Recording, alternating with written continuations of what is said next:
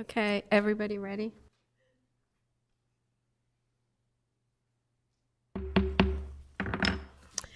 Good evening and welcome to the Kent County Board of Adjustment meeting for December 15th, 2022. As I call the public hearing to order, I'm going to ask you please to call the roll to be sure. Yes, ma'am. Mr. Cusick? Here. Ms. Hudson? Here. Mr. Nichols? Here. Mr. Jenkins? Here. Ms. Denny? Here. Thank you. That's 5 present. Thank you. Will you introduce the staff? Yes, ma'am. So good evening, everyone. My name is Jamie Fensky. I'm the planner at Kent County. I have with me Mark Kennedy, who's our IT staff for tonight, and then our legal counsel, Mr. Fred Townsend. Thank you. This time I'm going to ask that everyone rise so we can pledge allegiance to our flag.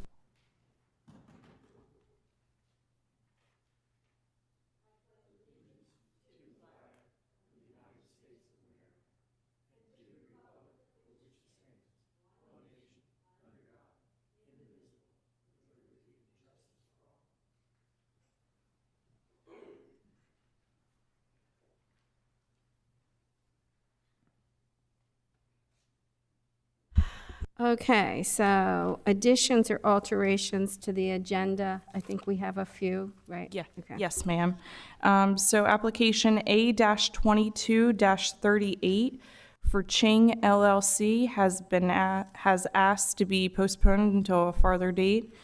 And then application A-22-28 for Morgan Branch Solar LLC, the owner is Christopher Cartanza, trustee, is tentatively postponed until the January Board of Adjustment meeting. Thank you. At this time, we're going to have a statement from our council, the purpose of which is to help those who are going to give testimony this evening an opportunity to understand what is appropriate testimony for this before this particular body. Thank you, Ms. Denny. The test for the granting of area variances is set forth by the Delaware Supreme Court in the case known as Board of Adjustment versus Quick Check Realty. The legal standard for area variances considers whether a literal interpretation of zoning regulations results in exceptional practical difficulties of ownership. And to determine whether the exceptional practical difficulty test is met, this board must consider the following 4 factors. First, the nature of the zone where the property lies. Second, the character and uses of the immediate vicinity. Third, whether removal of the restriction on the applicant's property would seriously affect neighboring properties. And fourth, whether failure to remove the restrictions would create unnecessary hardship or exceptional practical difficulty for the owner in relation to the owner's efforts to make normal improvements to the property. This factor is met only when the difficulties alleged by the owner are practical rather than theoretical and exceptional rather than routine. The inability to improve one's business may qualify as an exceptional practical difficulty. And it is also during this consideration where the board considers whether the applicant is asking for more relief than is minimally necessary to relieve the asserted difficulty. In general, the board is not permitted to consider factors other than the ones I have listed. Therefore, those speaking both in support of and in opposition to applications are urged to present only information bearing directly on the nature of the zoning district, the characteristics of the area, whether the requested variances seriously affect neighboring properties, and fourth, whether the applicant is confronted with challenges rising to the level of exceptional practical difficulties. In particular, presenters are instructed to exclude from the presentations any discussion of personal disputes or acrimony between the applicant and members of the community. Ms. Denny, that constitutes my statement. Thank you. Okay, when you're ready, introduce the hearing. I just need to do my public hearing introduction first. So good evening, ladies and gentlemen. My name is Jamie Fensky, and I'll preside as the hearing officer for tonight's public hearing. This hearing is being conducted for the purpose of providing the citizens of the county an opportunity to present testimony of these applications before the Kent County Board of Adjustment. Everyone will have an opportunity to speak. This will provide those who wish an opportunity to give their testimony. If there is a group of interested citizens in favor or opposed to any of the applications, they may wish to elect one spokesperson among them to present testimony to the board. There is an official recording of these proceedings being made. Therefore, we ask that only one person speak at a time and that they speak clearly. Furthermore, there shall be no cross-examination of witnesses during the public hearing, but the board may ask the applicant questions after any opposition if necessary. As a courtesy to other participants in this hearing, a maximum of 5 minutes will be allotted to any person who wishes to provide testimony. The chairperson of the board has the discretion to allow additional time if deemed to be necessary. To make statements when your application is called, and for the record, please give your name, address, and allow our attorney to swear you in prior to providing testimony. Copies of any written statements or exhibits used during the hearing should be presented for identification so that they may be included for the permanent record. The procedure on each variance application will be as follows. The legal notice will be read on each case prior to the receipt of testimony. There will be a brief explanation of the application by staff. The board will then receive testimony from all of those in favor of the application, followed by testimony of those who may be opposed. Once those persons in favor and those in opposition have had an opportunity to speak, the hearing on that application will be declared closed. Decisions on all applications heard this evening will be made by the board during the business meeting following the public hearing. However, you are not required to remain after the public hearing once your request has been heard and closed. During the business meeting, the board will consider all information of record. A common vote of 4 members of the board shall be required to make a decision on each application. If you do not wish to wait for the business meeting later this evening, you may call Kent County Planning Department tomorrow between 8 and 5 at 744-2471, or check the Kent County Planning Department website to learn of the board's ruling. All applicants will receive written notification of the board's decision. This notice may not be mailed until the next scheduled meeting, but if approved, you are welcome to apply for any necessary permits prior to receiving this by mail. Please keep this decision in your records for both you and all future property owners. The public notice of this evening's hearing was published on December 15th, 2022 in the Delaware State News. In addition, all of the subject properties were posted with a sign prior to the hearing to further notify the public of the nature of the applications.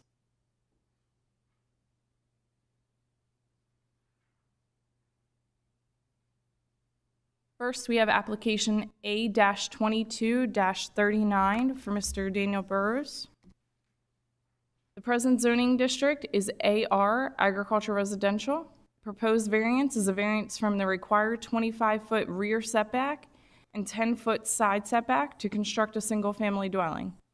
The present use is vacant. Proposed use is single-family dwelling. Levy Court District 3rd for Mr. Angel. Located on the north side of Kitshummock Road, approximately 230 feet northwest of North Bay Drive, east of Dover. Here you will see the applicant is proposing a dwelling that will be 6 feet from the side property line and 19 feet from the rear property line. In the red dashed area, you will see that's the building restriction line, and the blue area over here is the wetlands 25-foot buffer. This is looking at the property from the road down towards the intersection, back towards Dover.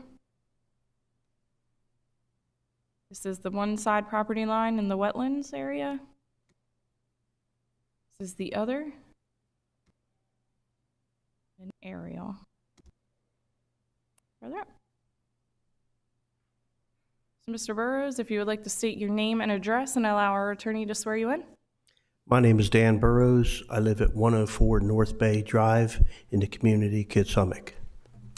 Mr. Burrows, do you solemnly swear or affirm the testimony you give in this proceeding will be the truth, the whole truth, and nothing but the truth? I do. Okay, you can, thank you. Good evening. The variance I'm asking for is pretty minor in the scheme of things. As most of you know, down at Kitshummock, the lots were laid out approximately 70 years ago, and they don't really conform to today's setbacks very well. I'm sure you've seen plenty of variances in here for Kitsummick. If we could, Jamie, could we go back to the previous slide that had the green, a lot of green, that one, thank you very much. I want to point out that the lot to the right of mine is the one in black. The one to the right, I own it. There are 2 lots directly behind it. They're very long, and they front North Bay Drive. I own both of those. So I own the 3 lots immediately around me. And the one immediately to the left her name is Diane, and she has no objections. She was supposed to have sent in an email to Sarah Kiefer. I don't know if that arrived or not. Directly behind that, the very large green area is all wetlands. It's a big marsh. It's very pretty, ducks and geese and all that good stuff. Thank you, Jamie. Could we see the next slide, please? As you'll note on this slide, it says 36 and 37. That's because these were 2 lots. I bought them. I actually did a lot line adjustment and removed the party lines to make the lot bigger. Had I not done that, we'd really be asking for quite a variance. Even after having bought them and paid a surveyor and the lot line adjustment fees and everything else that it took, which was about $10,000, this is what I'm left with after those improvements. And that was a sacrifice to give up a lot. A lot of property owners won't do that. They try to keep each little lot, build on it, and make money. I took 2 lots and combined them. The red dotted line is the building area according to the setbacks. The little black dotted line that comes into the building area is the wetlands buffer zone. I have to stay out of that buffer zone, which is why my house, which is in blue, my proposed house, cannot slide further to the left. It would get into that buffer zone. So that pushes me off to the right, which is why the right side of my house will stick past the right side setback approximately 4 feet. When we actually build, it may end up being 3 feet. That's a to scale drawing done by my builder. So on the right side, I'm pushed to the right in order to stay out of the buffer zone. On the back side, I'm maintaining the 25 feet in most of the area except that little corner. That's a rear deck. That's a rear deck, not the house itself. The front has a little porch with an overhang, a cover on it. That's what you see sticking out the front. The main square box, if you were to square that off in your mind, that's the house. The little blue piece coming off the left side is the side door with a deck or a walkway that goes around to the back. That deck only projects off the back of the house approximately 15 feet.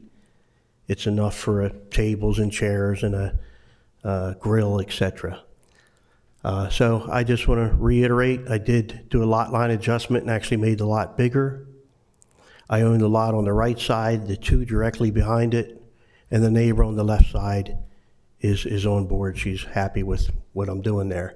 In fact, the neighbor on the left side is going to have quite a side setback between she and I. The normal setback where the red dotted line is on the left is 10 feet. You can see my house is way over from her. And the empty lot, oh, by the way, lot 36 and 37 is the 2 I combined and made bigger. Right next to it, not shown in this picture, is the other lot on my right side that I also own, currently empty. So I'm just looking for a little tad on the back. I'm maintaining most of that 25 feet on the back. And I'm only pushed to the right because of the buffer zone. I'm trying to respect the laws that are there. On the entire front, we're maintaining everything as we're supposed to. Any questions? Yes, Mr. Barrows, I have a question. Before you purchased this lot, were you aware of the wetlands buffer zone? No, I really wasn't aware of all this when I bought the lots 2 years ago. I've learned a lot since then. I actually paid a wetlands scientist to come in for $1,800, and he explored all that and got the wetlands buffer line that you're looking at pushed back I discovered after buying it that it was actually further into that lot, according to DENREC. But he did test and submitted documentation, and DENREC moved the line to where you currently see it. It was actually out further. Obviously, the wetland buffer lines are all estimates. Mother Nature doesn't shape them straight in straight lines like that. But that's how it came out between DENREC and the wetlands scientists. Very straight line. It's odd to me. It's all sort of imaginary. And again, directly behind this lot, there's 2 more lots right behind it, and I own both of those. I have a follow-up question about the composition of the house. Who's building it? What type of house is it? Can you? That's a good question. H&H Builders here in Kent County is going to build it. It's a Cape Cod. It'll be up on pilings as required because of the flood zone. It's only a total of 1,800 square feet. This is not a big house that I'm building. It's what's called a 1.5 story.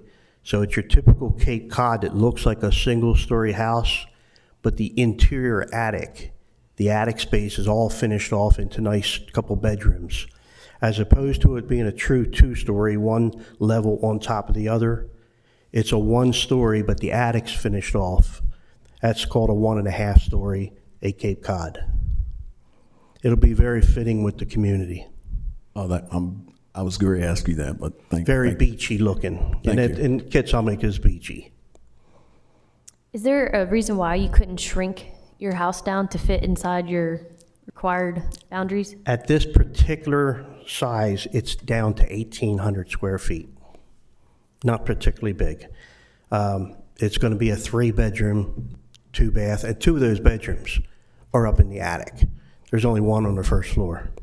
Could you speak on to why you would have to have this particular footing or plan? Like, why are you requiring a Cape Cod to be closer?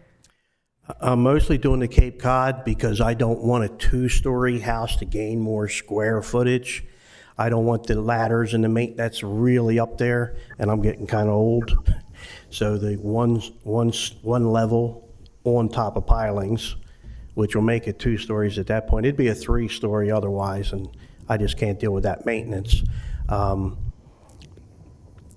trying to create a house that's going to look nice with the community. It's going to have a lot more space around it than all the other houses that you typically see down at Kitshomick.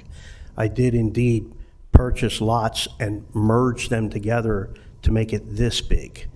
Had I not done that, I'd have a real variance to be requesting.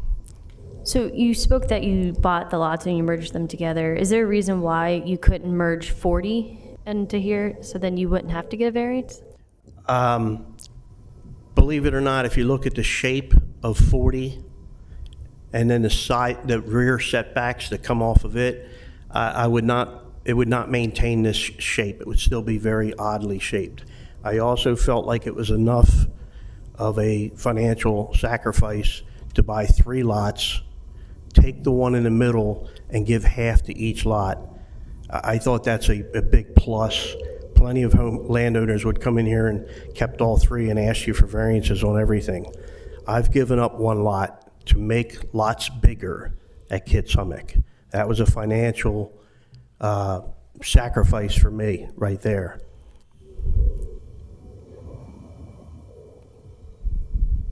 Mr. Burrows, staff says that the property owner chose the existing layout of the property, making the hardship self-imposed. You're saying that, they're saying that you could have changed the lot line, you do owe the property to the east, such that if you wanted to build a dwelling of this size, you could have done so. So they're stating that your hardship that you're claiming is self-imposed. I completely with disagree. that? Okay, could you speak to that, please? Absolutely. I will completely disagree. I happen to own the lot next to it. I should not have to be forced to give up more because I happen to own it. If I didn't own the one next to it, this wouldn't even be a question. I happen to own the one next to it. But I took 2 lots and made them into 1. That should be looked at as a big plus by the board, rather than, hey, he didn't do enough, he needs to give up more lots. This is an 1,800 square foot house I'm trying to build. It's not big. Staff also says that it's possible to view to just the size of the dwelling, so that it would be within the required setbacks. Can you tell us why What you they're, don't want to proceed what I in that way? think they're referring to there is the rear deck and the side entrance. So on that left side, that little projection that comes out 5 feet, and then you walk towards the back, and you make a turn, and there's a 15-foot deck there. I think what they're referring to in their objection is if I flipped all that to the other side, to the right side, if I were to come in on the right side of the house instead of the left, then I wouldn't have this problem. That's There's accurate. I think that's their objection. There's a couple of problems with that. One, the right side would still stick out slightly past the right setback. Not as much, but it would still sit past it. But more importantly, as I spoke earlier, the wetlands are directly behind here, and they look off onto a beautiful marsh and so on. If you move everything, the entrance and most importantly, the rear deck, where you're gonna spend your time at, I mean, when you're down at Kitsummick, that's what you're there for, is the beauty. When you switch that deck to the right side instead of that left side, you will now lose your view off the back of the wetlands when in the future there will be another house, which I intend to build, on the lot that's behind it. I own the 2 lots directly behind it, as I mentioned. One of them has a house on it already. I bought it with a house on it. The other is empty. I intend to put a house on there. When I do, the right side, if the deck and everything's put on the right side, as planning had mentioned, that house will completely lose its view of the wetlands by the next house it's purchased or built. And as I'm building these, I want them to suit my needs while I'm living there, but when I go to sell one day, I want it to offer the most enjoyment for whoever buys it next, the view of the wetlands. It also, of course, affects its value. Mr. Burrows, to that point, staff indicates that while you do own the properties to the east, that may not always be the case. And Correct. And their contention is that providing the side and rear setbacks provide a buffer from the subject property into future development of the adjacent parcels. So the future development, which I think you just indicated, it will happen. If I could respond to that. Please. The staff's position that granting the variance may someday be harmful because I won't always own the property. Someone else might own it in the future. That's pretty much what was said, correct? It's accurate. Okay. Under that premise, think about this. Under that premise, no variances should be granted to anybody ever, because none of us are always going to own our property. The idea that granting this variance and someday I won't own the property is, I think, I don't know, just not a great argument, because under that argument, no variances should ever be granted because no one's going to always own their property.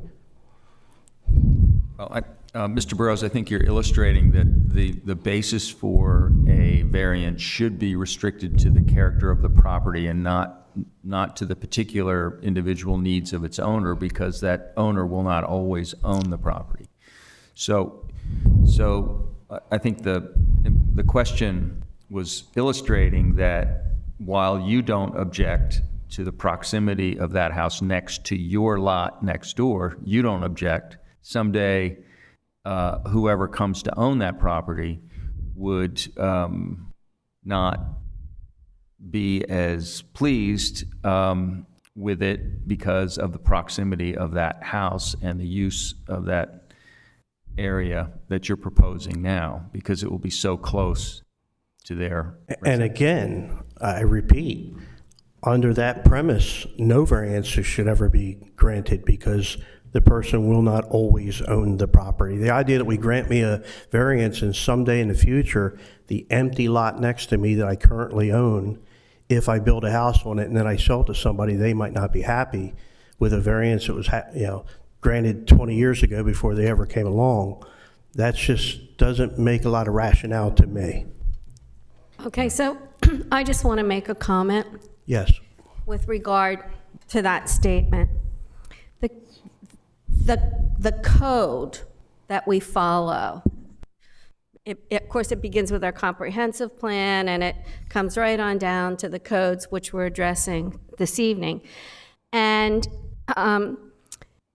typically, when someone appears before this board for a variance, it's because their particular piece of property, whether it was grandfathered in from when the maps were drawn hundreds of years ago, or in today's world, occasionally there is something about a piece of property that creates an exceptional practical difficulty. And the applicants, such as yourself, come here and say, you know, I'm totally surrounded by wetlands and I only have this amount of building space, you know, or there's some exceptional practical difficulty. It doesn't lend itself to every property there. It's an exceptional situation. And they're coming and asking for relief. And that is what a variance is about. And I think that's one of the things I have. I'm dealing with a buffer zone that's imaginary, and it comes into it steps right into my building space. We have required setbacks today on properties that were set up 70 years ago. And in this case, I've greatly increased the size of the property, which was I think I should be credited with. And I really do.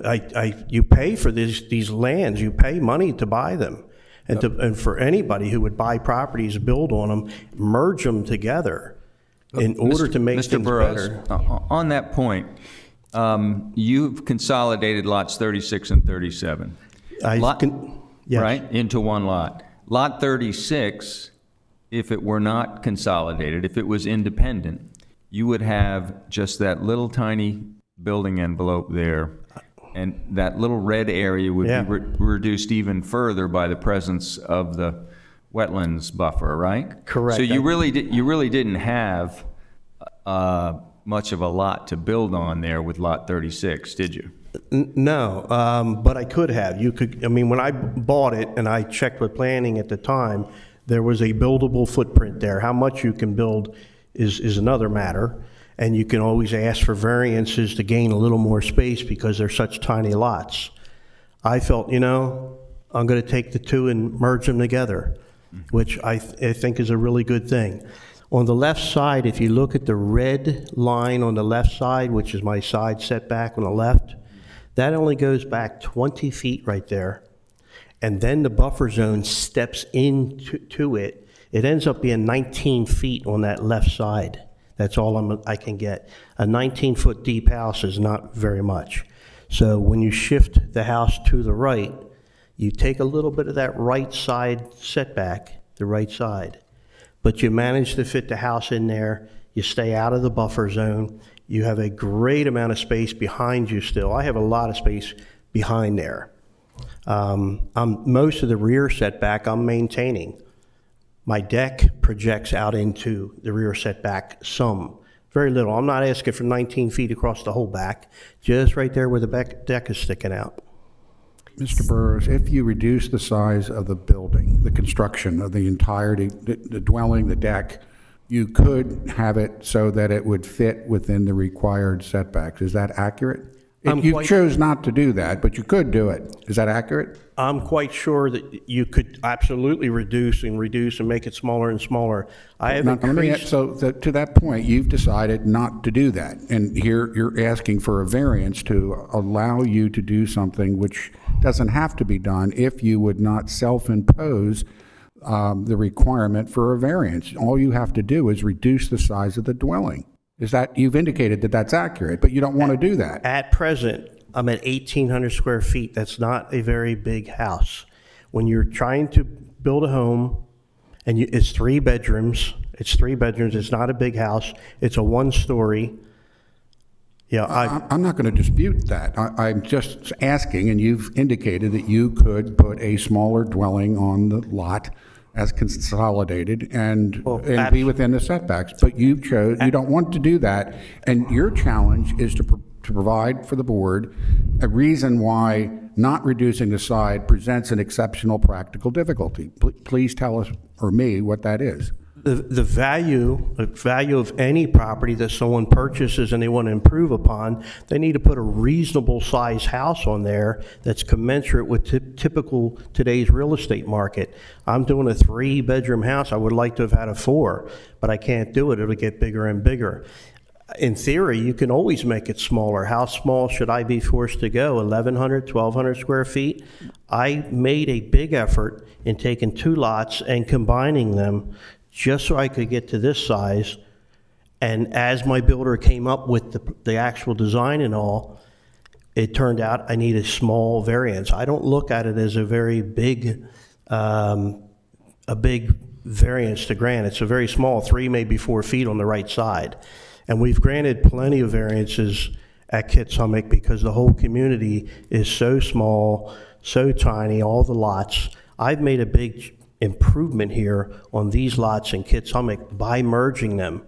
And it sounds like I'm now getting penalized for that, and I just don't think that's fair. Well, you're not being penalized for that. However, we have a code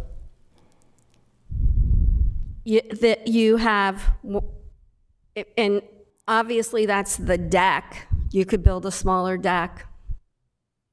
You could build a smaller deck.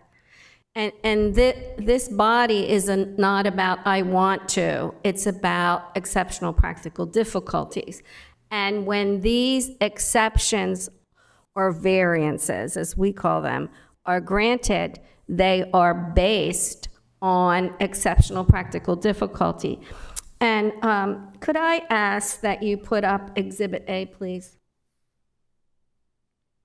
So generally right there in that little area, you can see the sides of the lots, and you can see how the configuration of many of them are like, I don't know, arrowheads, or they're just like little triangles and they come out.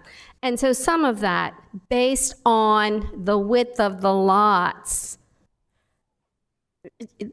that's an exceptional practical difficulty, because the lot is too narrow as you get closer to the property line. That is what an exceptional practical difficulty is about.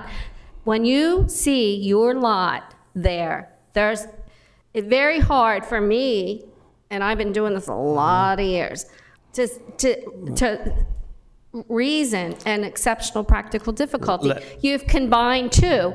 By choice. That's not a practical difficulty. That's a choice you made. And still knowing that you needed to do that, knowing that and doing that so that you could build a bigger house, you still chose to build a bigger house than meets the code.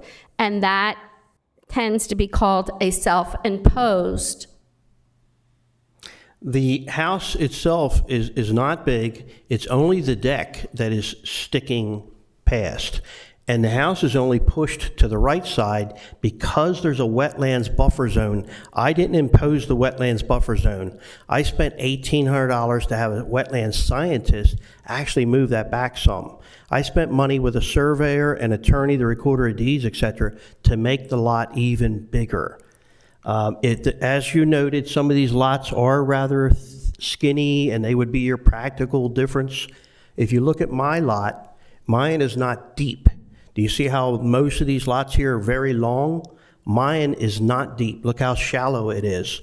That's what's forcing the back of the house to not be able to go back much, because it's not a very deep lot.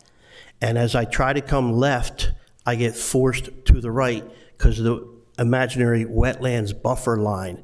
That's a 25-foot zone away from the wetlands line, wetlands delineation line, that's inside my property. I'm trying to follow the rules and follow wetland lines, setback lines, deal with small lots. I've spent some money to combine these together. I'm not building a big house. I'm going to live there, my wife and I. That's our intention. We live down the street right now in a 950 square foot house, little tiny Kitsummick house. We're trying to build one a little bigger for the two of us.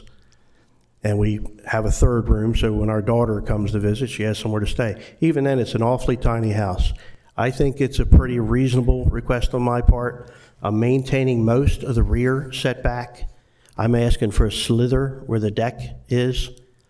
There's nothing but empty space behind me. It's not going to look intrusive to anyone. And I own the lot on the right side and both lots behind me. Okay, I'm not so- sure what I'll do on that right side someday. I may someday remove the rear line on it and combine it with the lot that's behind it. I may do that someday, I'm not sure. Okay, well, someday isn't what we're addressing Yeah, tonight. yeah, no doubt. What we're addressing tonight is self-imposed, because you could change the dimensions of your deck and save all of this. And so, also, as a matter of housekeeping, and I'm sure you know this, but I'm just getting it in the record, the planners have recommended that this application be denied this evening. Yes. And we somewhat- discussed their two reasons. Somewhat for the same reason. And then, in addition to that, just as a matter of housekeeping, we do have a letter that, to quote, and you may have seen this already. I did. That says, "We strongly request that this variance be denied for the following reasons." And that is a neighboring, that's a neighboring And property. Since you bring that letter up, I would like an opportunity to comment on it. I only saw that letter a few days ago when it came to the mail from planning. I don't know this person. I've never met him. What I have found out since then is he lives 13 miles away. The land he's referring to that he owns is the big green wetlands, the marsh. He owns the marsh. He doesn't own anything where there's a house or he's going to build upon. He owns the marsh. His first complaint in his letter is that Mr. Burrows doesn't, and I would ask each of you to read it, Mr. Burrows does not describe any setbacks. He thinks I'm asking for a waiver of all setbacks if you look at his first objection.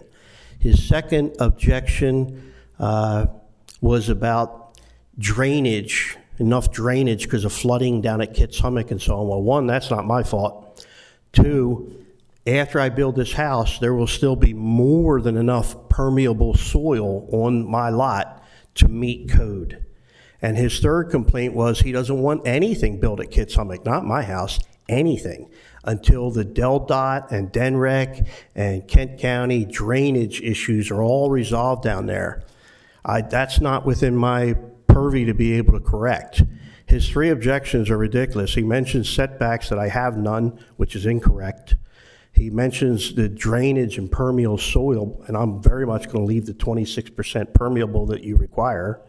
And he mentions he wants all the drainage issues resolved down there, all the studies and cleaning out of ditches and so on. That's not my area.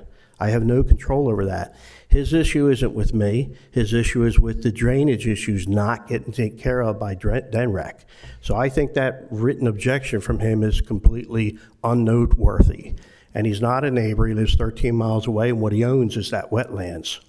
If I he do have owns several other property, neighbors. I'm sorry? he's a neighboring property owner. I don't even know if he's neighboring, and he doesn't. Neighbor doesn't mean right next door, Okay. and I don't want to get into that with you. Okay. Mr. Townsend, I think you're trying to say And I do have other something. neighbors who have sent in letters of support to Ms. Kiefer. Okay. Mr. Townsend. I was just supporting the contention that he's a neighboring property owner. There's no definition that requires that he share a boundary line with you. But all three of his arguments but- fall deaf. You've had a chance to reply to his contentions. We have a couple letters of support in the record as well. I want you to be Thank aware you. that they're in the record, and the members have seen them. And this hearing is not over. There's going to be additional testimony, I presume. Thank you. I think it's a reasonable request, and I would ask that you honor it. It's a very small variance. It is Kitts Hummock. We have to deal with this a lot.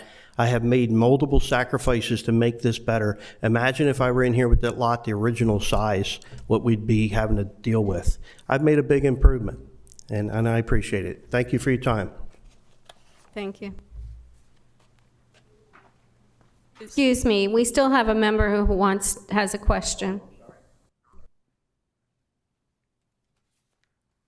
Yes, Mr. Burrows, did you say there was an imaginary wetlands buffer on the right of the house as well, or you referring to the one on the left? No, strictly on the left, that black square line that comes into the red buildable footprint, that black dotted line is the 25-foot buffer zone. From that black line on back is where I cannot build on my lot. Now, that line continues straight across the back of my other 2 lots. It also continues off the left side of my lot and into my neighbor's lot next door, who's got a little 2-story tiny house there. She's in support of this. She's right next door on the left. And she had to come in and get all kinds of variances. I think she's right up to that buffer line. I'm trying to avoid the buffer line. You can see where I'm at. I'm really trying to stay inside my red buildable print. I'm doing all I can. And it is a very tiny house. It's a 1-story, 1,800 square feet. Okay, thank you. Thank you. I had a question for Jamie. This is a covered porch, correct? Covered deck? Yes. So if it was not covered, is that setback still stands, or? No, so if it's not covered, it only has to meet a 10-foot side and rear setback. It would still have to meet the 25-foot wetlands buffer, but being covered, it has to meet the principal structure setback. Mr. Burrs, do you want to touch base on why it needs to be covered? I'm trying to cover the entrance when you come in and out the left side and the rear deck. I'm trying to cover them because there's doors, basically doors there. My side door, which would be the left side there, where that little blue projection is, that'll have a set of steps. And where the door is, I like a roof to come out over the whole thing, because we get winds and storms down there just a-blowing. On the back, there'll be sliding doors that step out onto that deck. One of my neighbors is here tonight. His doors, the rain comes in, everything, and that's with a roof over it. He's got a 10, 12-foot roof extending out over his sliding doors. We're down on the bay. The water and the wind and stuff blows in the storms, and it's coming in his house, and it's a fairly new house, 4 years old or so. Without some kind of roof over that porch, the back of that house with the slider doors that come onto the deck, I'm going to have water inside, without a doubt. The sliding doors, none of them are that great. I'm a novice builder. I'm not a great builder. I'm a novice builder. And it's hard to find a decent sliding door that doesn't leak when hit with wind-driven rain. That's what the roof is for, primarily just to protect the doors on the side and on the back from rain. The deck and the roof extend out from the house 15 feet.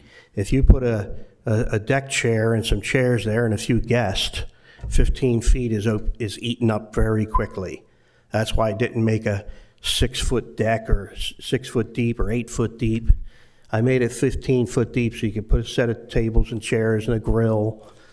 It's not a real massive deck. Nothing here is massive. It's all pretty tiny, frankly. I'm doing the best I can. Anybody else? Thank you. Thank you very much.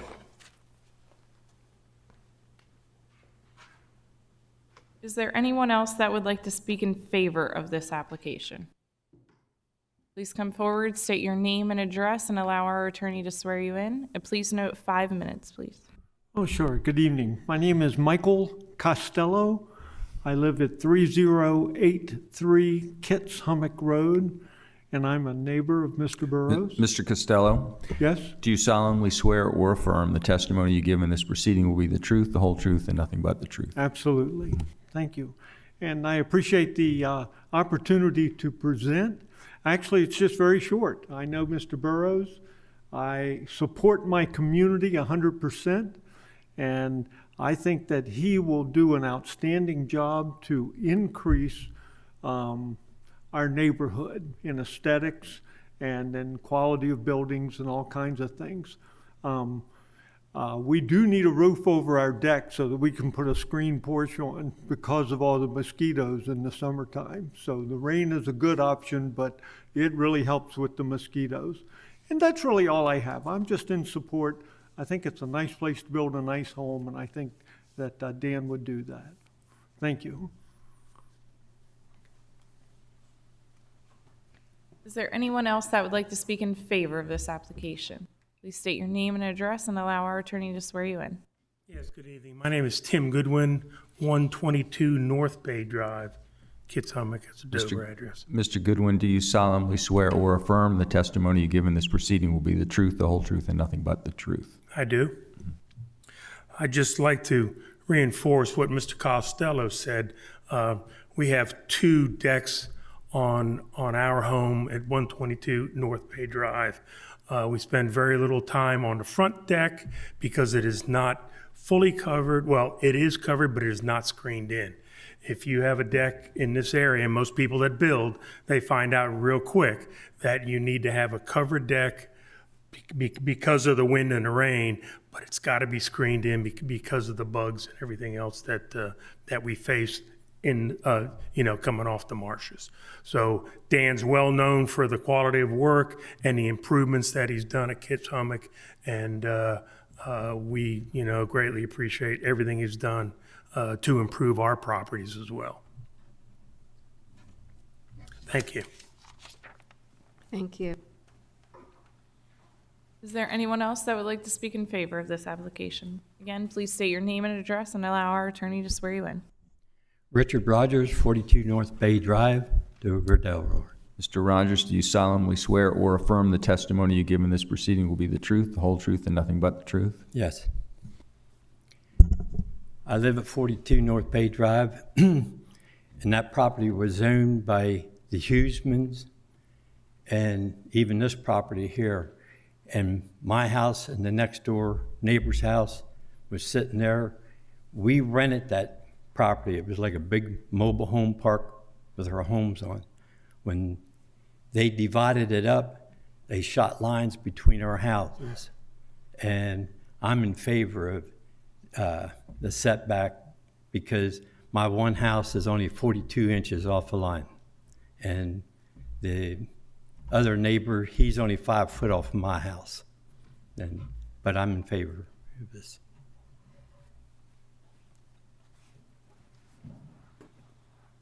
Thank you. Is there anyone else that would like to speak in favor of this application? If there's anyone joining us online that would like to speak in favor of this application, please raise your electronic hand and we will let you into the meeting. I see no hands raised online at this time. Thank you. Is there anyone that would like to speak in opposition of this application? Please come forward and state your name and address and allow our attorney to swear you in.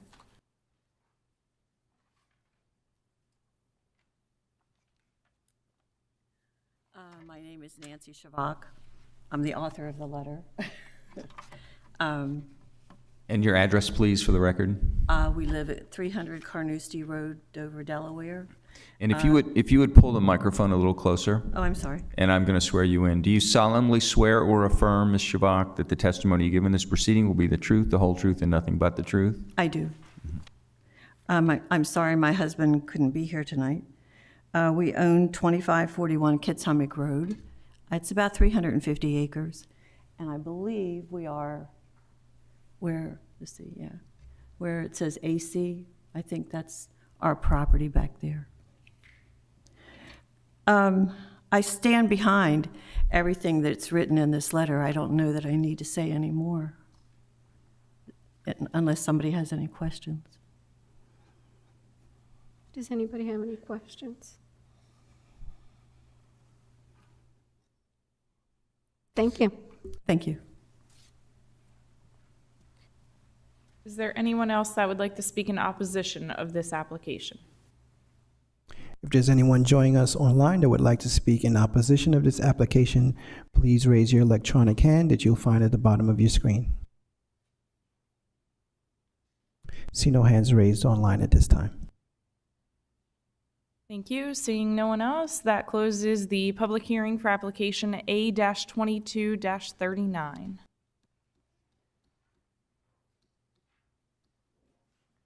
Next, we have application A-22-40 for Stewart and Baker. Is there someone present for that application? You can stay seated if you want while I introduce it. Thank you. So the applicant and the owners are Camilla Stewart and Desmond Baker. Present zoning is AC, agriculture conservation. The proposed variance is a variance from the requirement that a fence may not exceed 4 feet in height in the front setback to legalize an existing fence. Present use is residential. Proposed use is same with a fence. Levy Court District 5th for Mr. Sweeney, located on the south side of Hampton Hill Drive, 69 feet southwest of Weedleton Way, being lot 63 in Hampton Hill subdivision, west of Camden. You'll see a lot of colors on this exhibit, but the blue line represents the property line. The green line represents the 30-foot front setback. The orange represents the existing 6-foot fence. There in the pinkish purple, you'll see the existing area that's in the front setback. Staff's 10-foot front recommendation is there in red, and we discussed this with the applicants, and they had stated that they are in agreement with moving the 6-foot fence back to the 10-foot setback. Here you will see the side of the home, and part of the fence there is on the left-hand side of the screen. This is the existing fence that they are asking the variance for. The front of the home. Looking at the side of the fence. Down the back of the fence. Back towards the front of the house around the corner. From the closest intersection there.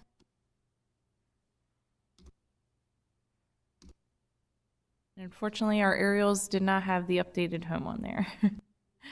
Sir, if you would like to come forward and state your name and address and allow our attorney to swear you in. Thank you.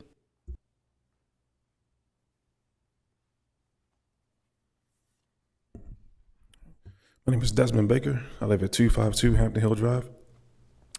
Mr. Baker, do you solemnly swear or affirm the testimony you give in this proceeding will be the truth, the whole truth, and nothing but the truth? Yes.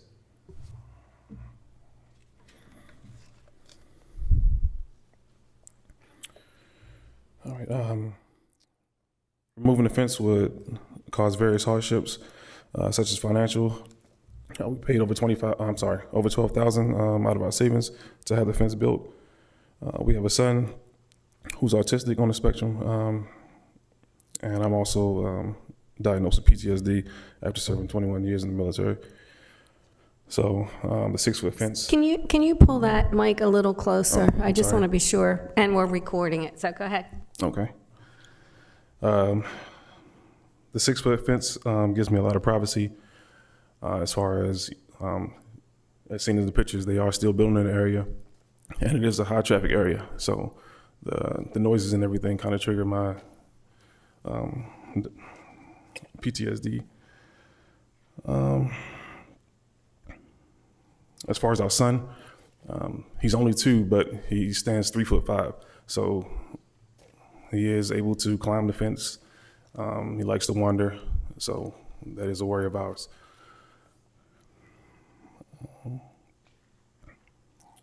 So we are asking to kind of keep the fence as is.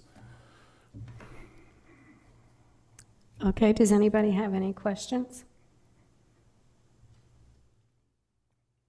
Sir, first, thank you for your service. Staff recommends modified approval of variance to grant a 10-foot front setback from the 6-foot fence. Is that acceptable to you or no? It would be acceptable, but after measuring it, that setback covers one of our septic tanks. The lid, I'm not sure the exact term, but it would go right across the top of that tank. So if you move it in closer, then you're across the septic. Correct. Okay. I'm glad you gave us that important piece of information. Okay. Anybody else? I think that's it. Oh. Is it the existence of posts that hold up the fence that creates the problem, or is it just the fence as it spans across the area that creates the problem? I don't know if you know the answer to that question or not. Could you tell us? It would be the post. Just the posts? The Because I guess they said they can't remove it. So using the posts that are at the 10-foot mark, the fence does come across the lid.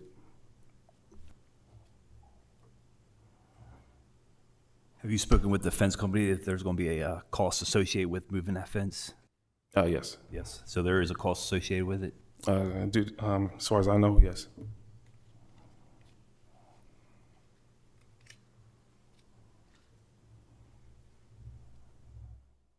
Anybody else? This time I think you're good. Thank you. Thank Is you. there anyone else that would like to speak in favor of this application? If there's anyone joining us online that would like to speak in favor of this application, please raise your hand at this time. See no hands raised online. Thank you. Is there anyone that would like to speak in opposition of this application? Similarly, if there's anyone online that would like to speak in opposition to this application, please raise your electronic hand at this time. No hands raised. Thank you. Seeing no one, that closes the public hearing for A-22-40. Next, we have application A-22-41 for Carson Development LLC, Paris Investment, Inc. The present zoning is BG. The proposed variance is variance from the minimum number of parking spaces required to construct an apartment complex. Present use is vacant. Proposed use is an apartment complex. It's in Levy Court District 5th for Mr. Sweeney, located on the southeast corner of the intersection of South DuPont Highway and Crestwood Drive, northeast of Viola. You will see here the proposed site plan for the apartments. Their required parking would be 122 parking spaces. The requested is 96. This is looking at the property from the highway, down the highway, the other way. Again, looking at the front.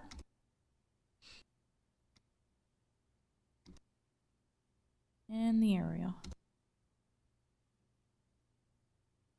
One of you folks would like to come up and state your name and address and allow our attorney to swear you in? Max Friedman, 14 Rockford Crossing, Dover, Delaware. Mr. Friedman, do you solemnly swear or affirm the testimony you give in this proceeding will be the truth, the whole truth, and nothing but the truth? I do. Do we have the slideshow I can reference here? So I just wanted to start out by kind of giving the context of our project. This is an affordable housing rental project. We were awarded competitive funding. Oh, thank you so much. Thank you. We were awarded competitive funding from the Delaware State Housing Authority. We competed against projects from Wilmington, Lewis, so we were really excited to get awarded this project and bring this funding to Kent County. It's a 48-unit rental project, and all of these units will be income restricted with the goal of meeting affordable housing goals and having people that are under a certain income level so that we can charge lower rents and maintain an affordable housing community. We are going to be under, I believe it's a 30-year land use restrictive covenant that requires us to rent to households of lower income levels. So we're very confident that we're going to be having a resident base that has the makeup that wouldn't be in a situation to have multiple cars. I can give some more information about our income restrictions. So all 48 units will be income restricted, and these incomes will range from $16,000 to $50,000 per household. But most of our households are expected to be single-parent households with children. Our company owns and manages other affordable housing rental properties in Maryland and Delaware, and we are very consistently seeing 1.1, 1.2 cars per unit. And we are proposing 2 to 1 for the number of spaces. But what I had just mentioned is the number of cars we're typically seeing registered and consistently used at our properties is really 1.1 to 1.2. And some other things to mention, what falls under our land use restrictive agreement. Full-time students and roommates are not permitted to rent, and, people that have co-signers or things like that. I mean, there's a lot of, rental situations that are going to be eliminated at this project because people have to be at a certain income level.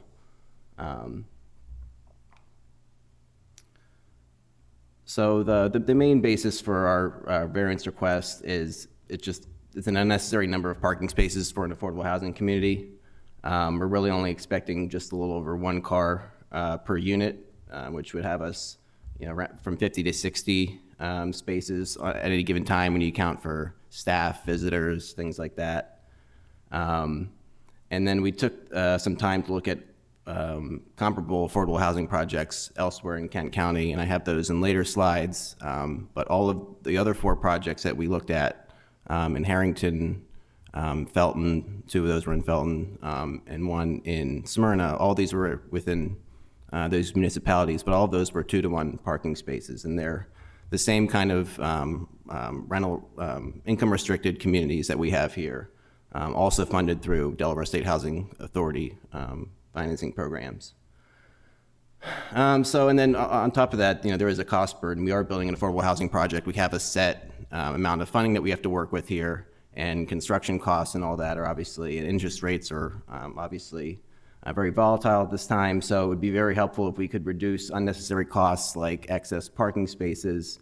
And from our perspective, we would just be, it wouldn't be that we would be seeking to add anything else to it. It would just be additional green space that people would be able to see driving by in 13. This is a very visible property on 13 there, so there's thousands of people going by a day. So I think it would be a nicer image for our property if we could show some green space as opposed to vacant parking spaces, where at our other properties where we have excess spaces, we've seen it invites dilapidated old vehicles and things like that, and that's the last thing we want at our affordable housing property. And like I said, the additional green space would help with the curb appeal there. I took the time to look at some comparable projects in Kent County. Like I said, these are in municipalities, so they were never approved under the Kent County code here, but it's definitely worth comparing because it's the same kind of resident base, income levels, and ultimately car usage. So this one is Peachtree Apartments. This is the closest one to us in Felton. This is under 2-to-1, just barely. It's Herds Crossing, 36 units for 73 parking spaces. Heron Run, 40 units for 72 spaces. And at the top right, you'll see they actually built a new community building. They got competitive funding to do a really substantial renovation about 4 or 5 years ago. And even with that additional community building, they were still able to maintain below 2-to-1 parking standards. And the point there being, they got so much funding to renovate the project. If there was a need for additional spaces, it certainly would have happened with this project. And then a larger project, still seeing the same kind of ratio for parking.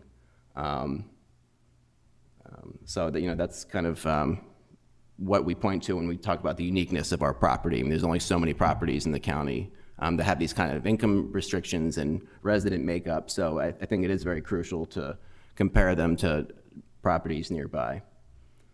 So that's pretty much concludes the presentation. Is there any questions about the? Yes, sir. Yes.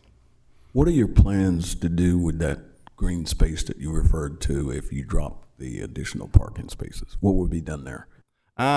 So I don't think we would necessarily utilize it for anything. We would just want green space. We already have walking paths, picnic tables, benches in the rear part of the property.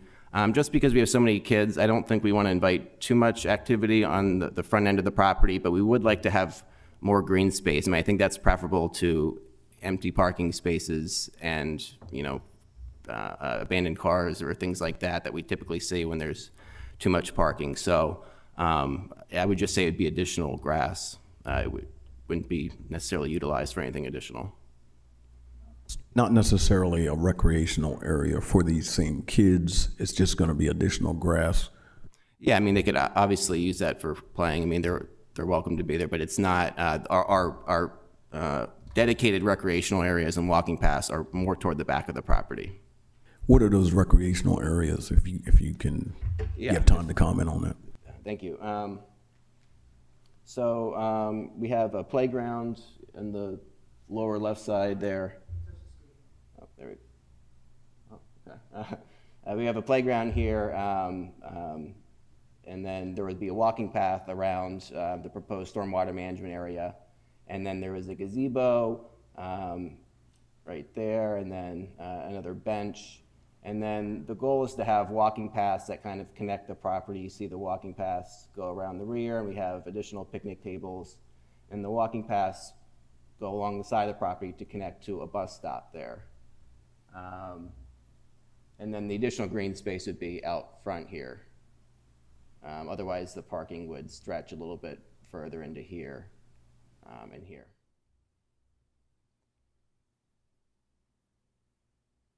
And then there's additional stormwater management areas here, but it's also worth mentioning the proposed community building we have. It's not just outdoor amenities. There's a little over 2,000 square foot community building that will have, the management offices and coin-operated washer dryer facilities for the residents.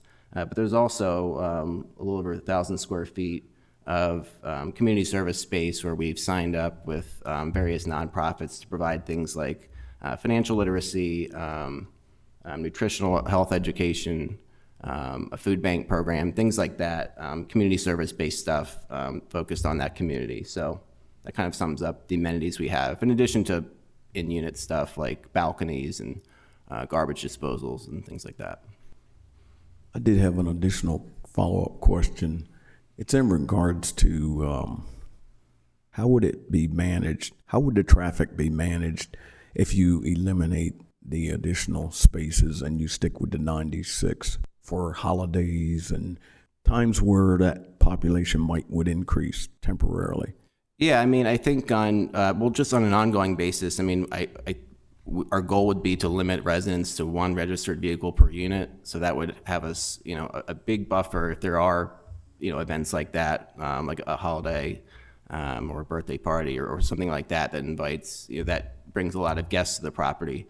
So we feel comfortable that, if there are 50 to 60 spaces occupied, with maybe a handful of guests or a few units that have multiple vehicles, I think that additional, 30, 35 parking spaces still gives us enough buffer for unique events like that. And at the end of the day, this still is an apartment complex, so we're not anticipating people to have, a ton of space for guests or things like that. But I think the core of your question, I mean, the answer is we just feel like there's enough of a buffer based on our normal activity to accommodate, large, unique events like that. How many staff members are going to be working at this apartment complex? There would be one manager, a property manager that oversees the leasing, collecting rent, things like that, and then a maintenance tech that responds to repairs and things like that. We have properties that we manage in Dover as well, so it's possible that we might float staff and they might not be full-time at the property, but starting out the first few years, we will have full-time staff. Now, you spoke about having community outreach in your buildings. Where would that parking be for the people who are coming to your nutrition meetings and your financial meetings? Where would they be able to park? Yeah, I mean, there are a handful, I think there's a handful of spaces out in front of the community building there that would be ideal for staff and visitors. But otherwise, I think that 50 to 60 units that we would anticipate being used on a daily basis includes things like staff and visitors from the nonprofits that we're working with for our residents. The frequency that we have these nonprofits coming through, we've committed to 4 hours quarterly, which is 16 hours a year. So it's not like they're coming through, every day or even multiple times a week. It's probably something that's once a month for probably each of these 3 or 4 service providers.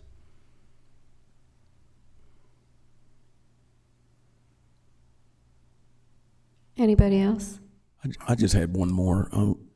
When you consider that 96 parking spaces, does that include the parking for the proposed community building, or it doesn't? The 96 spaces is total, so it includes anything we might need for the community room. But it is worth mentioning that, our staff doesn't live on site.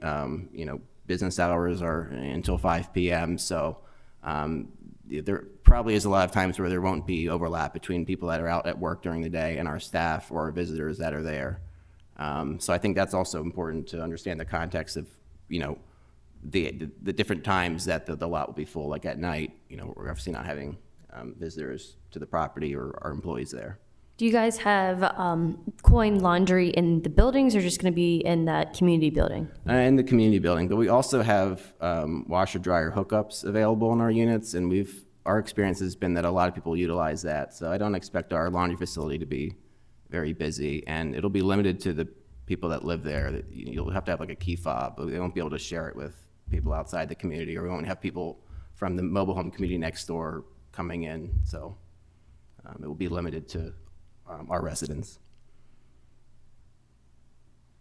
You indicated that most of these units are occupied by a single head of household with children, correct? That's been our experience managing and owning affordable housing properties in Delaware and Maryland, yes.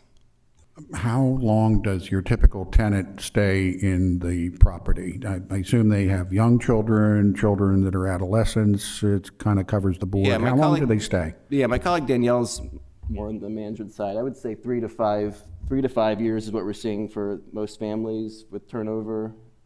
Yeah, 3 to 5 years. Because they are families with growing kids, and there's a little bit of dynamics on that end with moving around and things like that. So we do see more turnover with family properties like this, but I would say 3 to 5 years. How do you address the adolescents that come of age and now they want a vehicle and they have a car and now you need a parking space for them? And you are certainly going to have some households that are occupied by two individuals and their children. So, yeah, we have not come across, that is not a common situation. I'm actually not sure if we even come across that in our portfolio where a child has a car registered. Again, it kind of goes back to the income levels of our residents. We're typically seeing people in situations where they don't have the means, or it's not economically feasible to have your child have a car. So I think that's a valid concern, but I think I want to point back to the income restrictions of our residents and just point that. Now, you also said you have a property in the municipality of Dover. You didn't speak to that property and the parking spaces that you had in that locale. Are they different? Are they the same ratio? There were more parking spaces at that one, but that's in the city or in the town of Dover. So, and they're very underutilized there. So I thought it was not worth comparing because there were so many more parking spaces there, and we weren't able to, me telling you it's 1.1 to 1 ratio. I'm not able to show that we have that many people parking at the Laurel's property, or that many spaces are being underutilized. I think the Dover property has more properties than that you're proposing. More parking spaces. Yeah, I think that one is closer to 2.5 to 1, and it's very underutilized there. We still have the same number of cars per unit, but there is way more parking than we need. So I didn't want to, or it wasn't worth comparing that one. And then also, it's in the town of Dover compared to some of these more rural municipalities that I think compare better to our property outside Felton. Well, did you go before the town council and ask for the variance that you're asking for before Kent County Board of Adjustments, or did you just develop the plan as you? So, Mr. Nichols, No, go ahead. you're talking about the Dover property again? Yeah. So that property is apparently subject to a different standard. We don't actually know what that standard is, and it's probably not relevant to our consideration. It may have been built years ago, and yeah, so that one was actually, I'm sorry, that was built in 1991, I believe. So that was my next question. Thank yeah. you. However, you did present other properties that were in municipal jurisdictions in connection with your request for the variance, so it seemed appropriate to question you about the Dover property since you mentioned it and didn't include it. Understood. Anybody else? Not a question, but a comment. Mr. Nichols hit on a very good question about the adolescents. My daughter and grandson are in that exact situation.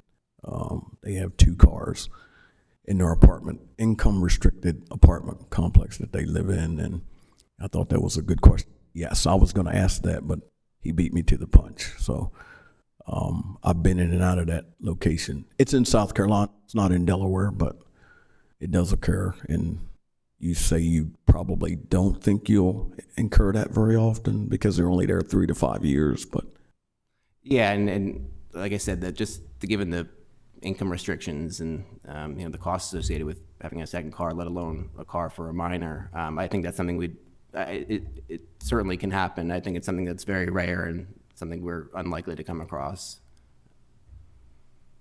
Question for staff. Jamie, the schematic that I'm looking at, this is with the reduction in the parking spaces, is that correct? Or is this the original drawing for the larger 122 parking spaces? Yes, so this is the one with the proposed reduction. Okay, I want to be clear on that. Could this project proceed? I assume when you went for financing, it was based upon the requirements that Kent County has. Could the project proceed if you met those requirements as opposed to the variance being granted for the reduction? The project could proceed, but we feel that it wouldn't add, it would be detrimental to the project if having additional unnecessary parking, but it could proceed. Could you tell me why having more parking is detrimental? Sure, I think that goes back to, just the image we want to portray for the affordable housing communities that we're building and maintaining. I mean, this is anything that's built new right now is going to be looking nice, and this is no different. I mean, we're limited to scale in this case, but it's going to look no different than market rate property. So we want to present, something that reflects our community really well, and we feel like reduced parking that allows us to have additional green space, really adds to the view of the property when you're driving along 13. And like I mentioned before, 5-10 years from now, when there's unutilized parking areas and the asphalt starts to fade and crack and people will leave abandoned vehicles there, I think that really takes away from the curb appeal or the aesthetics of the property down the road. So I just feel that it could proceed, but it's detrimental to the image of the property, and then it takes away from green space that residents could be using, and people driving by and neighbors could appreciate the view a little bit better without. Thank you.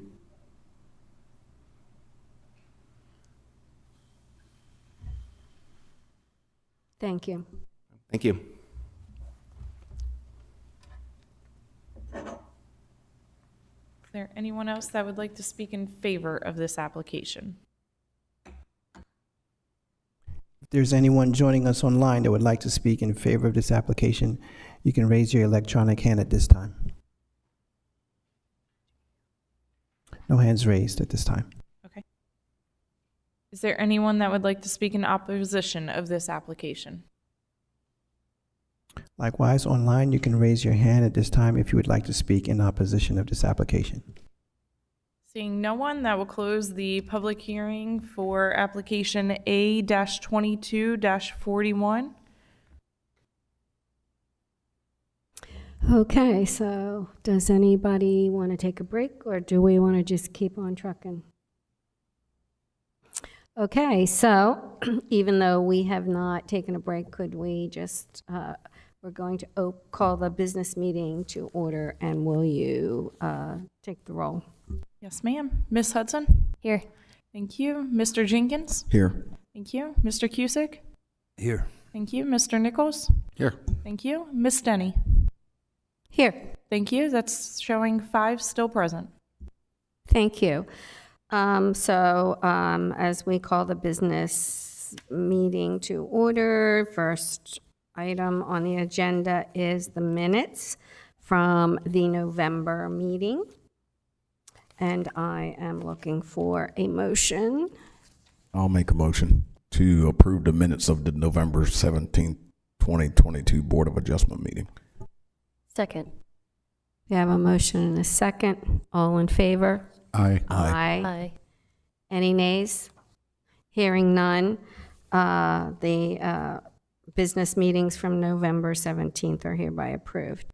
Next order of business is approval of the notices of decision from the November meeting, and they are A-2233, A-2236, and A-2237. So I'm looking for a motion. I'll make a motion to approve the notices of decision for the November 17th, 2022 meeting for applications A22, 33, 36, and 37. I have a motion, I need a second. Second. We have a motion and a second. All in favor? Aye. Aye. Any nays? Hearing none, the notices of decision for the November 17th meeting are hereby approved. Appears as though we have no old business, and so now we'll deliberate on new business, and I believe everybody is still here, so. So first, we have application A-22-39 from Mr. Burrows. He is requesting a variance from the required 25-foot rear setback and the 10-foot side setback to construct a single-family dwelling. Okay, so any thoughts or discussion? May I make a quick statement? Please. So there were a couple occasions where the term self-imposed was used, and I want to just cast a little slightly different light on that. There is no prohibition in the law against granting a variance to someone whose desire to develop a property in a particular way is imposing a difficulty upon him or herself. That's not a per se reason to deny. However, the courts will ask whether someone's particular desires to develop a property in a certain way are creating an exceptional difficulty if they are bringing the difficulty on themselves. So it's a slight difference, but I would ask you to acknowledge that if that becomes a discussion point, that it's not that any difficulty that could be alleged that is self-imposed is inappropriate for a variance. Thank you. I just would like to start out with a comment that I can appreciate the time, effort, and energy on Mr. Burrows' part to do the lot line adjustment, to make an effort to make this project work. So just some discussion to start out with.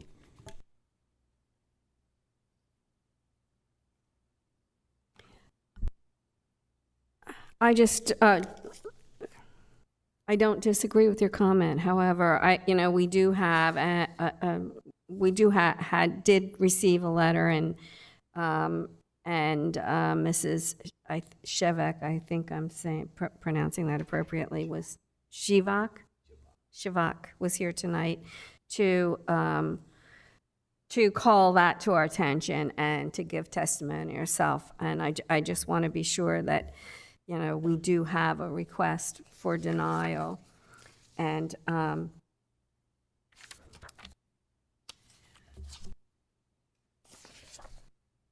as well as a recommendation from the planners. The two issues that I focused on were the staff recommendations, in particular with regard to the property to the east, and how while Mr. Burrows owns it today, he may not always own it in the future, and how that might affect the future owner.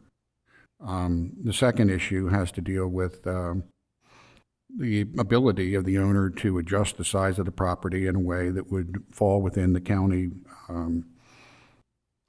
ordinances. And while he's indicated why he doesn't want to do that, in my mind, he hasn't indicated why it presents an exceptional practical difficulty, except to state that the 1,800 square foot building is modest, and by some standards, that might be a pretty big home. So I just don't see the exceptional practical difficulty involved in changing the size of the dwelling to fit within the allotted footprint. Plus, he does own the other property to the east, and the lot line adjustment, if he wanted to have built a big building, while he talks about the economic cost of doing so, if he wanted a bigger dwelling on the lot 36 and 37, he could have made it larger just by changing the lot line, which he chose not to do. And again, I don't see personally, I don't see the exceptional practical difficulty associated with adjusting the size of the dwelling. So I concur with staff's recommendation regarding what changes could be made.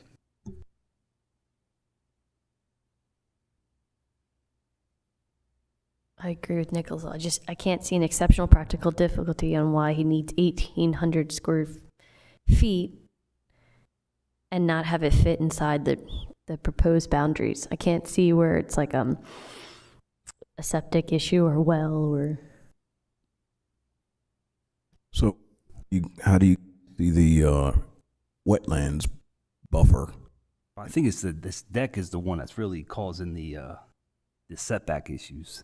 I think there's definitely modifications that can be made with the deck and the dwelling if he goes back and just adjust some things, be able to slide the house left 6 foot and then modify the deck appropriately. I think there's definitely ways to do that for sure. I agree with what's being said. I feel strongly that it doesn't sound to me like he's proposing to build a cookie cutter house, because we all know at Kitshomick there's no such thing. It's an eclectic group of like based on the age and everything else. And frankly, it's not like you're there and you're trying to make an addition, where, bottom line is, the appropriate person can draw the house that will fit there. And again, we're not even really dealing with a house, we're dealing with a deck. So I don't disagree with anything anybody said. Well, but I guess in one sense, if the house, playing devil's advocate, if the footprint of the house was 100 square feet and you attach that same deck to a 1,500 square foot home, we're not having the same discussion, I don't think. I'm not an architect, but I just note that staff says the proposed layout of the dwelling and/or porch could be modified so that it could fit within the setback and maintain the 25-foot wetlands buffer. So he could do that, and he doesn't want to do that, and I don't see how that presents a hardship. The fact that he doesn't want to do it doesn't present a hardship, at least with regard to the questions that were asked of Mr. Burrows this evening.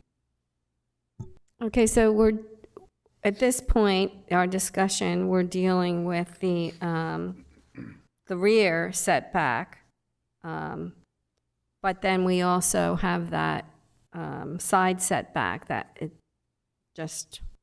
That presents a problem with respect to a future property owner. Well, when Mr. Burrow owns a property today, he may not own it in the future.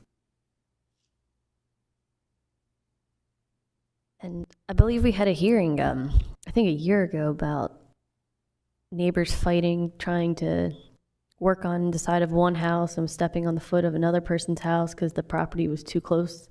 The houses were too close together. So just keeping that in mind. Yeah, and we've had them in the past where, somebody wants to put a ladder up, and, as the ladder inclines, you have, it doesn't go straight up the side. It's not like boarding a boat.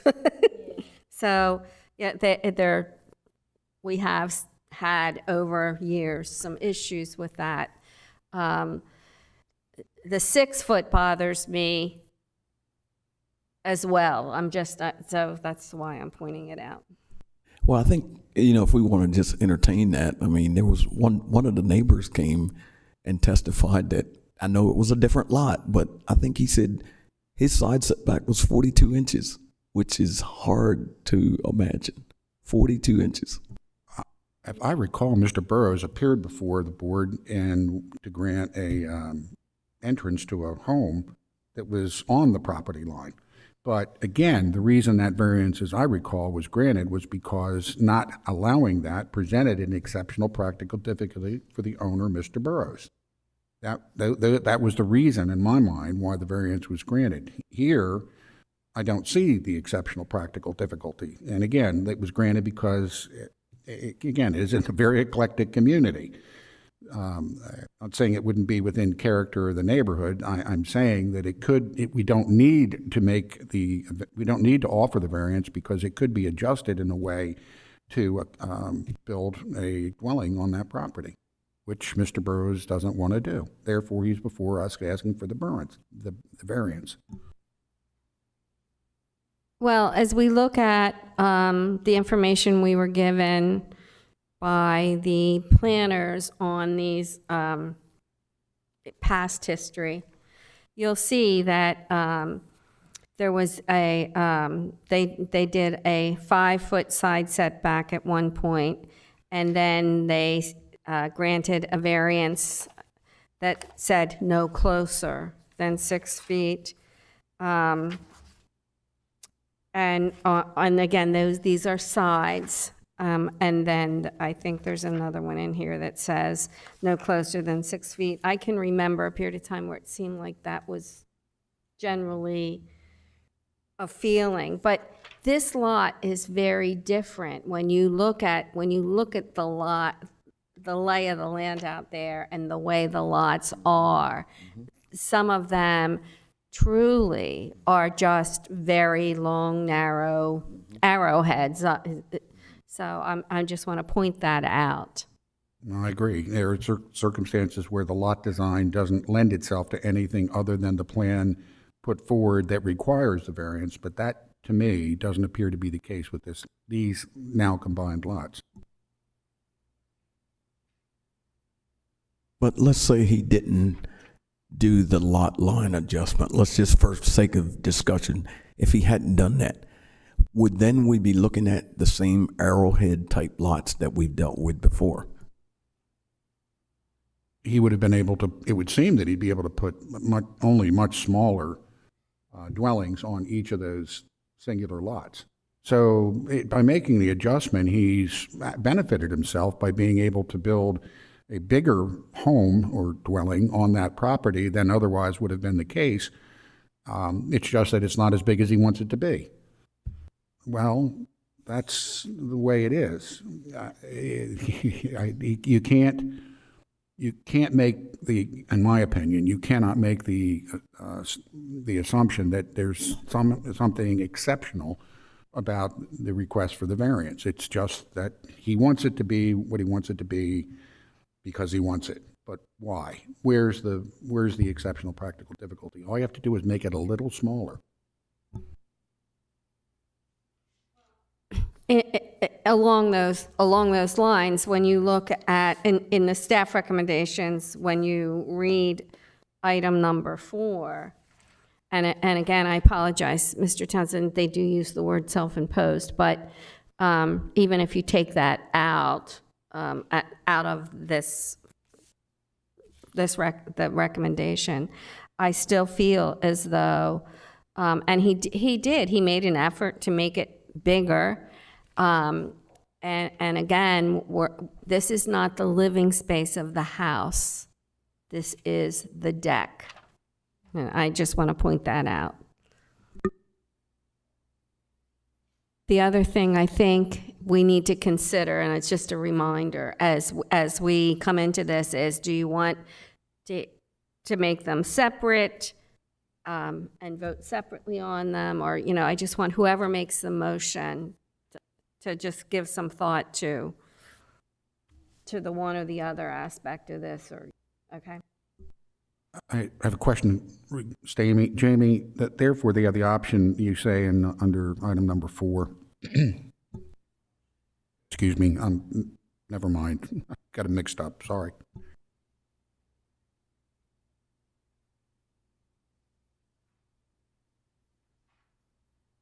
So, I don't make motions. So, yeah, well, I have a better reason. Can I ask a question? Jamie, I think that's a front deck, that area that protrudes out, that's labeled as a deck on the plan? It honestly was so hard to read. I mean, if that were, that could be roofed, but not enclosed, right? And then it could exist in the setback? So if it is not roofed, no roof to it, then it could go into the front setback up to 15 feet. It would have a 15-foot setback. But if it's roofed, Then it has to meet the principal structure setback of 25. okay. Don't you sometimes have little, like, roofs over landings that are in setbacks that don't violate setback? No? No, Okay. if it has a roof at all, it has to meet the principal structure setback. Gotcha. All right. Thanks.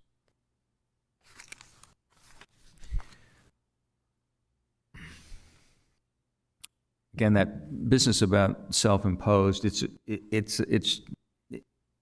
you can't say that because it is self-imposed, you can't grant the variance.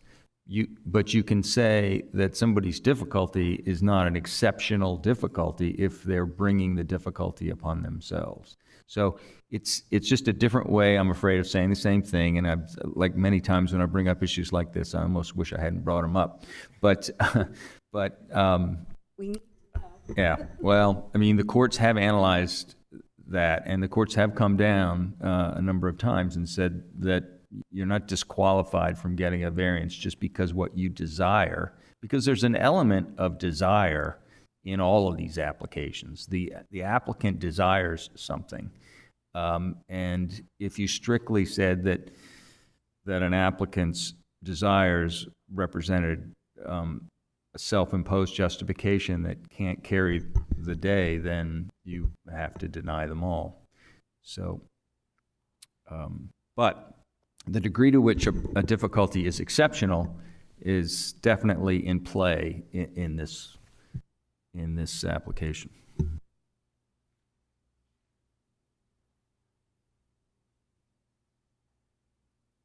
I'm going to make a motion to deny application 822-39. So I think this application doesn't meet the exceptional practical difficulty. I think there's just too many design alternatives that can be made to fit this dwelling within the property setbacks. Second. Okay, so we have a motion, a second. Ready, call the roll. Thank you. Mr. Nichols? In connection with A-22-39, I vote to deny the request for variances per staff recommendation. I don't believe that the request for variance present an exceptional practical difficulty based upon the testimony that was provided.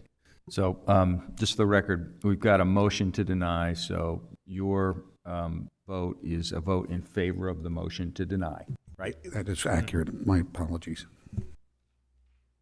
Thank you. Mr. Jenkins? On application A22-39, I vote in support of the denial of the variance based upon the relevancy of not really proving an exceptional practical difficulty in this case. Thank you. Ms. Hudson? For A-22-39, I vote in support to deny, based off the staff recommendation, the public testimony that we heard tonight, and I can't see the exceptional practical difficulty where the building could, some more architectural tweaking could actually fit on the lot. Thank you. Mr. Cusick? I vote yes in support of denied application 822-40 per my motion. Thank you. Ms. Denny? I'm going to vote yes to deny. I certainly do not see an exceptional practical difficulty with this application. Thank you. That's 5 in favor to deny the variance request. Having received unanimous positive votes to deny, the application is hereby denied.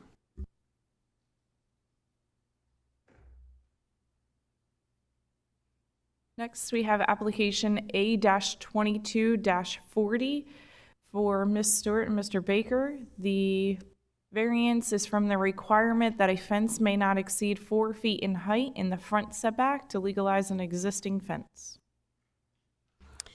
Okay, so thoughts or comments, discussion here? Yes, I do. I meant to do it when the applicant testified, and I didn't, so I'm going to do it now. I would like to personally thank Mr. Baker for all of his military service to this country. And I know a number of people who are dealing with the condition that you're dealing with, and it's not easy. The transition is very difficult. So I can appreciate the fact that you have come here for this request. I know we have the code to abide by, but I wanted to personally thank you for the time that you have committed to this country, because without you doing that, we can't do what we do. We wouldn't be able to do what we do now. Hear, hear. I'm enjoying my freedom. Okay, so with regard to the application, I have a comment to make, and I think you've heard this comment from me before. I feel as though when you have a situation with any person in your home, most especially a child, but any person with an anomaly, especially an anomaly such as autism, unless you've lived it, you can't really appreciate that how, especially with these children, these precious little kids, they just, you know, they're so smart and they're like Houdinis. And I think if there is an exceptional practical difficulty created here by the nature of this anomaly with this child, and when you look at all this entire Hampton Hill Drive surrounding pretty much, you know, all that whole semicircle. There's a body of water across the street too. We have some pretty serious issues. So I just want to, for whoever makes a motion, I just want to point those things out. The other thing we should note is Hampton Hills Homeowners Association has approved the fence as is. So you have the disability issues and also approval from the Homeowners Association and the cost associated with moving the fence. While staff has recommended modified approval, the applicant has stated that it would present a financial hardship. So all of that weighs into my thoughts.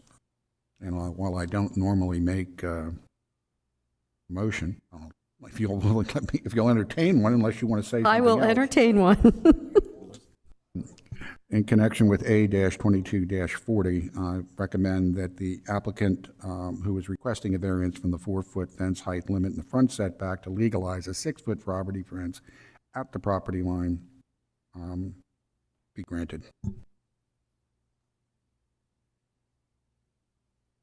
And we're going to not, or we're going to leave, not make the modification. And let me add to that, the required front setback from Hampton Hills Drive is 30 feet. Let me see how I want to state that.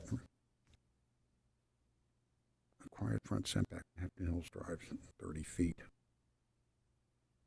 Well, that's what it is. So again, I might stand by my motion that we grant the variance for the 4-foot fence height and the front setback to legalize a 6-foot property fence at the front property line. Okay, so. If I could just have reasons, please. It would present an exceptional practical difficulty if we failed to grant that variance for the applicant. Well,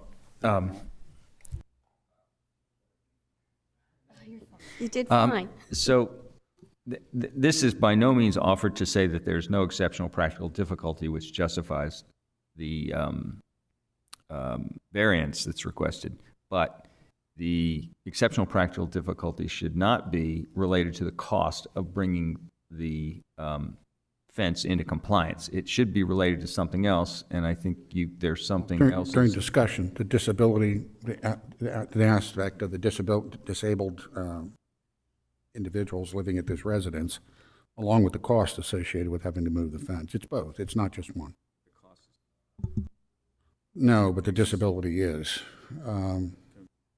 So to require to not allow the applicant to have the variance requested, I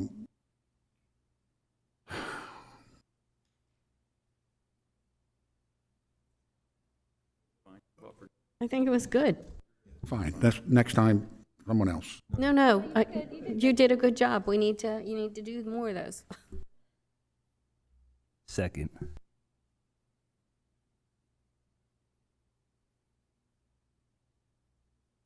Thank you. So when you're ready, we'll call the roll. Ms. Hudson? -22-40, I vote to approve the motion based off the public testimony that we heard tonight. I believe there's an exceptional practical difficulty by the sewer lids and his leach field being in the backyard, and I believe it's also an exceptional practical difficulty with the family members having disabilities. Thank you. Mr. Jenkins? Yes, in support of application A22-40, I vote to approve the motion based upon the fact that there seems to be more than one disability here. In a sense, the PTSD is another condition, as well as the disability of the child for providing this fence. Thank you. Mr. Cusick? I vote yes for application A22-40. I think it checks all. It must be reasonable. I don't think it creates a safety hazard having a 6-foot fence there. Sort of a gradual bend to the road there instead of a sharp turn. And then it checks the box of it must be necessary to address the person's disability per the testimony given tonight. Yet the child and then also the adult as well having PTSD. And then not fundamentally altering the plan of the development. As stated by Mr. Nichols, the HOA already granted approval for the fence. Thank you. Mr. Nichols? I vote aye in support of my motion. Thank you. Ms. Denny? I'm going to vote yes. And you know me, I always have to say something about setting a precedence. And by no means am I setting a precedence, but I find some significant things here that have been mentioned. One, the fact that as a corner lot, and then with water on the other side, this is different. This is a little different than this lot than many. And I also feel strongly that, as it sounds like the planners did, he's permitted to have, for a lot of this, a 7-foot fence. And then, you have, we also have a note from the homeowners association that that they're fine with it. And again, we're now dealing with a household that has a child with an anomaly. And so all of those things put together give reason for this to be an acceptable request for me. So therefore, I'm voting yes. Thank you. That's 5 in favor of the motion. Having received unanimous positive votes, application A2240 is hereby approved.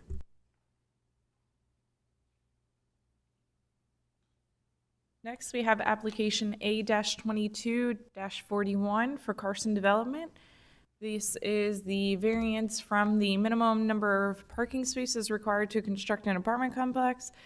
The required parking spaces would be 122, and the requested variance is 96 parking spaces. Okay, any discussion or thoughts? So parking is always tricky. So that's what I want to keep pointing out, that I know in our apartment complex, tenants are constantly fighting over parking, constantly. And I know they're 2-bedroom apartments, and some are one, but people have multiple cars, and then you have visitors who come to visit, and then you have the Uber drivers who come to drop the food off, Amazon that comes and makes deliveries, people who come to do a site visit of the units, and people that come just to play at the playground, or just keep in mind that parking is very important. And I don't disagree with that because it generally is. I sit on other boards. I've listened to some of these things. I've seen some of these designs, and I've also explored places where this type of housing afforded by these grants are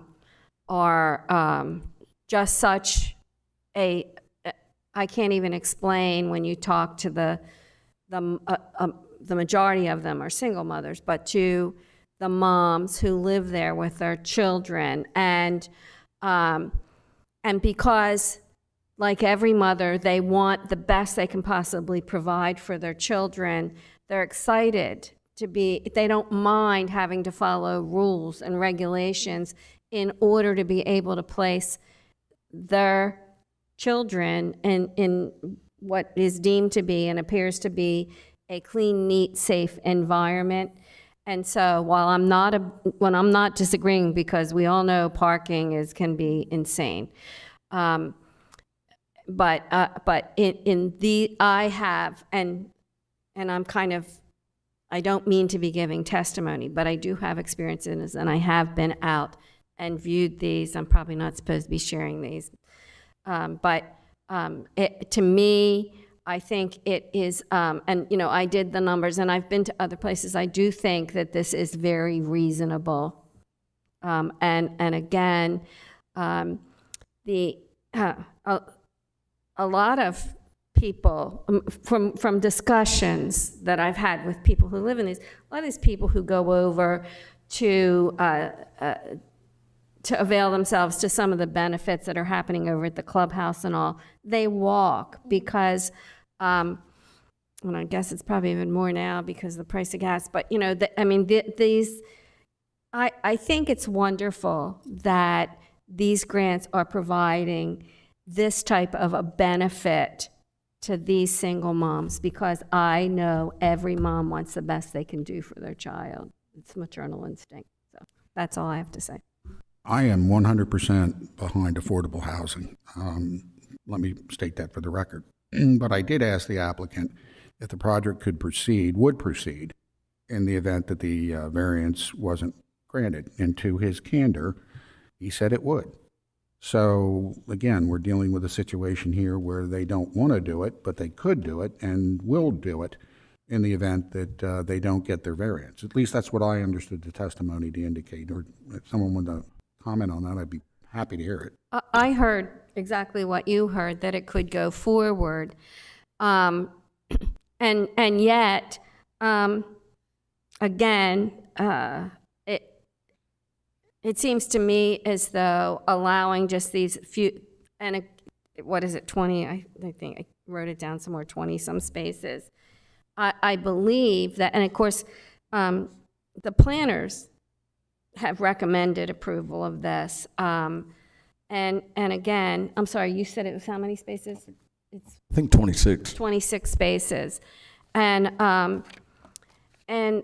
And they do, I mean, some of the comments that were made, like, you know, yeah, somebody wants to have a 4th of July barbecue or something.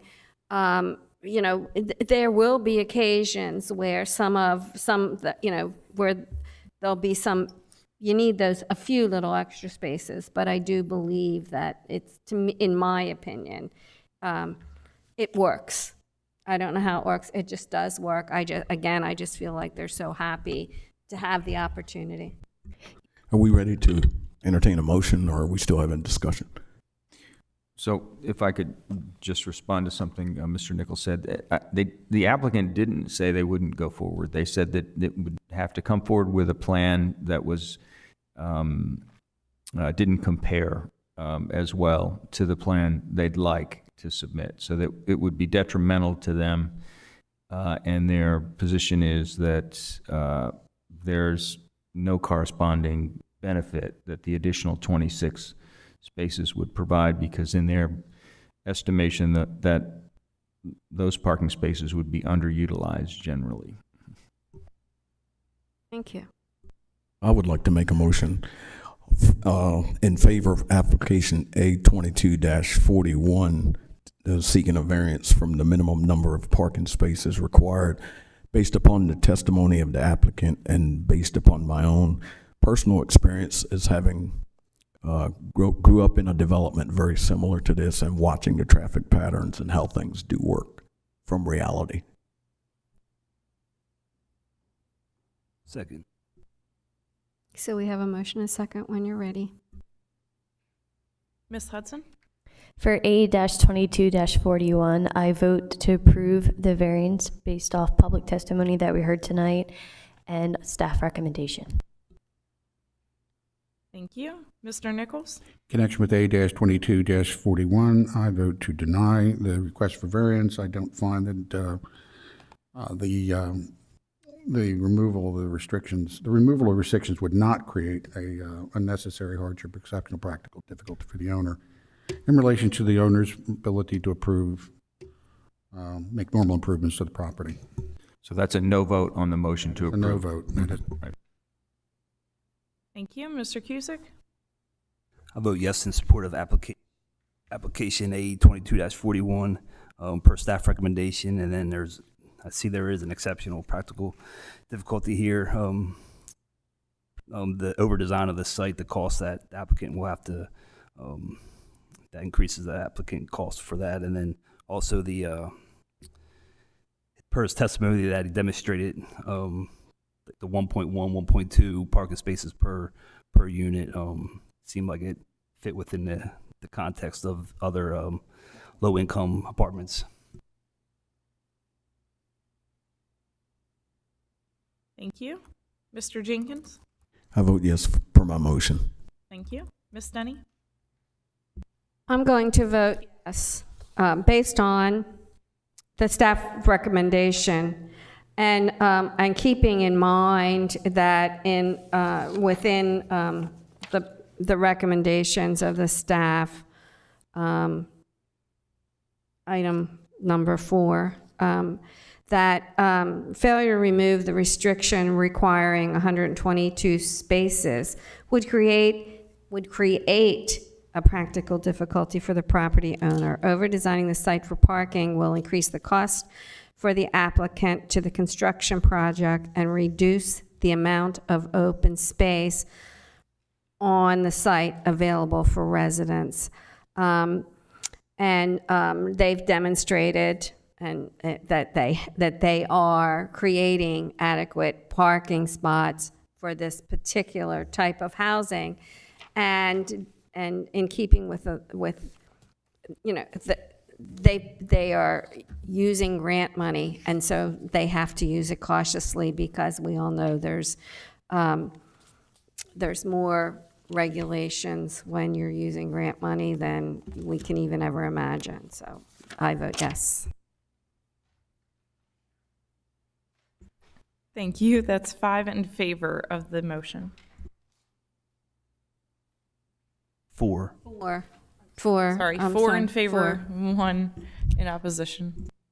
Okay, so having received the necessary amount of positive votes, application A2241 is hereby approved. I'm sorry, before we adjourn, if we could just please make sure, if you are not going to be available for next month's meeting, you let us know as soon as possible. One member has already let us know that they're not available, so we just need to make sure that we have the attendance for next month's meeting. Is that me? Okay. So we're back in the same situation then, right? We're possibly having a new person appointed in January. Oh, did we have somebody resign? Pardon me? Open seat. Oh, we're still, I'll be in Cancun. You can't vote and he's leaving. I'll be in Cancun, I'm sorry. all good.